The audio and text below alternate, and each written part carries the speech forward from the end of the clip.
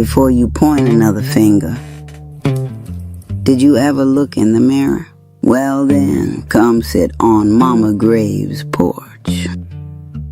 Well now, don't you stand down there leaning on that fence like you just passing through. Come on up here. Porch board strong. Chair ain't gonna break under truth. I've been watching something for a long time. Some of y'all don't heal your pain. You perform it. You don't process it. You parade it. You introduce yourself by what broke you. Before folks know your dream. Before they know your discipline. Before they know your values. They know who hurt you. And you tell it smooth too. Same tone, same time, and same polished sorrow like it's been rehearsed in the mirror. That ain't healing, that's theater. And hear me clear, your pain was real. I ain't dismissing it. But storms pass. They don't move into the guest room and start paying rent.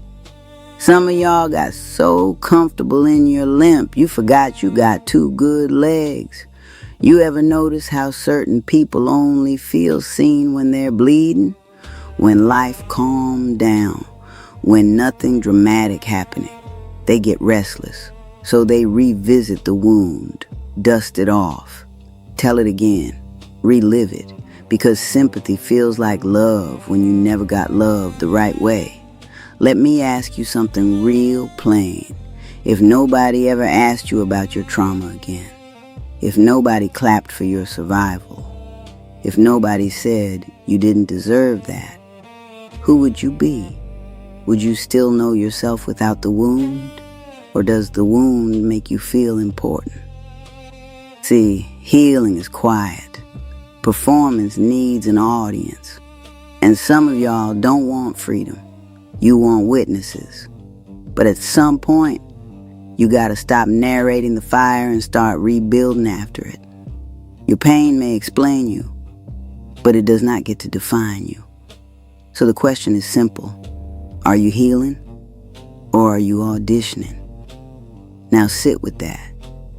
We're gonna go deeper. Because this porch don't do surface conversations. We pull weeds up by the root. And some of y'all ain't yanked yours yet. Now, let's go a little deeper because, as I said before, some of y'all don't want healing. You want attention, and those two don't live in the same house. Healing is quiet work. Attention is loud currency. Healing cries in private. Attention posts in real time. I've watched folks bleed just enough to keep the crowd concerned, never enough to actually close the wound, just enough to keep the sympathy flowing. And you know what that is? That's emotional panhandling. Passing the hat of hurt around, hoping somebody drop validation in it. Because attention feels like love when you never learned what real love felt like. But here's the problem. Sympathy don't strengthen you. It softens you. You ever notice how some people glow when they telling a sad story? But ask them what they're building now.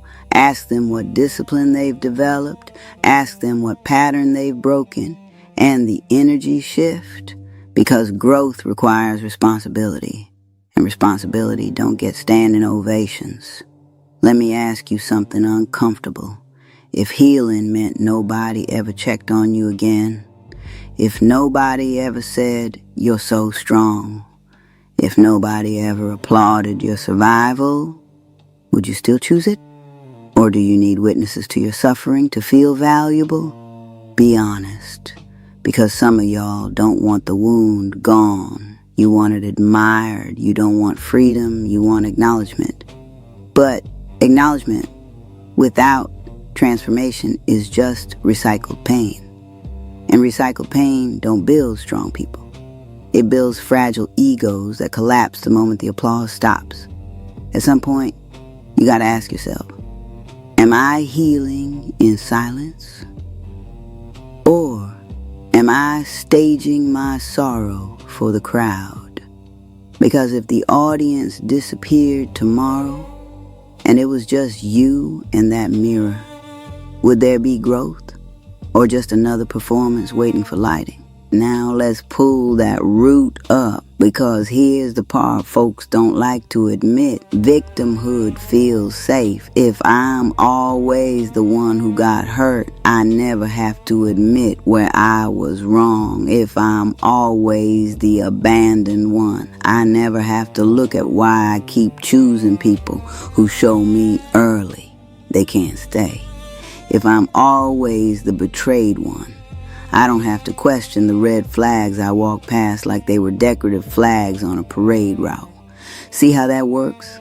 Pain becomes protection, and protection becomes prison. Some of y'all hold your hurt like it's courtroom evidence. Exhibit A, this is why I act like this. Exhibit B, this is why I don't trust nobody. Exhibit C, this is why I don't apologize. But who you prosecuting? Life moved on. You still standing there presenting your case. And let me tell you something, child. Your pain may explain your reaction, but it does not excuse your behavior. At some point, grown accountability got to step in the room. You ever notice how some folks can describe their trauma in perfect detail, but can't describe one habit they changed because of it? They can narrate the fire, but they ain't built nothing from the ashes. That's when you know the pain ain't being healed. It's being used. Used as a shield. Used as a reason. Used as a permanent alibi. And the truth is, if you heal it, you lose that shield. If you heal it, you can't blame it no more. If you heal it, you gotta show up different. And that's scarier than staying wounded. So I'm asking you straight, are you surviving your past, or are you hiding behind it? Because strength ain't in how well you can tell the story. Strength is in how different you move because of it. This is why your life stays stuck. Let's stop talking theory. Let's talk behavior, because this is where it shows up. Some of y'all don't just talk about your pain, you operate from it. Every relationship you enter, you suspicious before they even earn it. Every disagreement, you don't hear what's being said, you hear what happened to you years ago. Every time somebody corrects you, you snap like a mule swatting flies. And then what you say, that's just my trauma. No, that's your refusal to regulate yourself. You use your past like a hall pass for bad behavior. You weaponize your wounds in arguments. You bring up 10-year-old injuries in brand new conversations. You punish present people for past sins. And then you wonder why folks back away from you slow. Let me say it plain. If every relationship around you keeps cracking, if every job you touch ends in conflict, if every friendship somehow turns into, they did me wrong, at some point, baby, it ain't a pattern of betrayal. It's a pattern of unhealed behavior. That wound you keep nursing, it's leaking into everything. You think you protecting yourself, but what you actually doing is training people not to get close. Because nobody want to walk on emotional eggshells forever.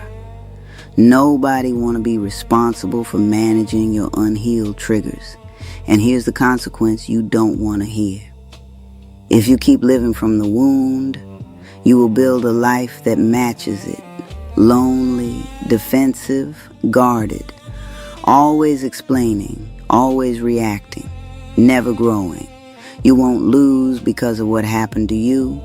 You'll lose because you refuse to outgrow it. That's the part nobody clapped for. And grown strength says, that hurt me, but it don't run me. So I'm asking you straight, is your trauma informing you, or is it controlling you? Because one builds wisdom, the other builds walls. And walls don't just keep hurt out. They keep love out too. And now listen to me real close. I did not drag you through this just to leave you exposed. I'm not here to shame you. I'm here to strengthen you. Because here's the truth nobody told you. You don't outgrow pain by talking about it more. You outgrow it by building something stronger than it. So let's get practical. First thing, stop rehearsing the injury. If you catch yourself telling the same old story for the 10th time this year, pause. Ask yourself, am I processing this or performing it? Second, create new responses. When you feel that old reaction rising up, that sharp tone, that shutdown, that defensive snap, don't move yet. Breathe. Say in your own head, this is my past talking. Then choose differently. That's healing. Healing ain't emotional speeches, it's behavioral change. Third, take ownership of one pattern, just one, not the whole history. One pattern you know you repeat. Maybe you push people away. Maybe you overreact. Maybe you assume the worst. Maybe you test people before trusting them. Write it down. Say, this stops with me. Fourth, you don't need an audience for growth. You need discipline. Journal instead of posting. Pray instead of announcing. Apologize instead of explaining. That's grown strength. And here's the turbulence. If you stop performing your pain, you will lose attention. You will lose sympathy. You will lose some people who are only connected to your wounded version. Let them go. Because the healed version of you won't attract the same chaos. Now hear me. You are not weak because you were hurt. You are weak only if you refuse to grow past it. And I know you stronger than that. So close the wound, grow the spine, choose differently. And remember this, Mama Graves don't call you out to break you. She called you up to build you. Now go do the damn work. And don't forget, Mama Graves loves you. But she loves you too much to let you stay stuck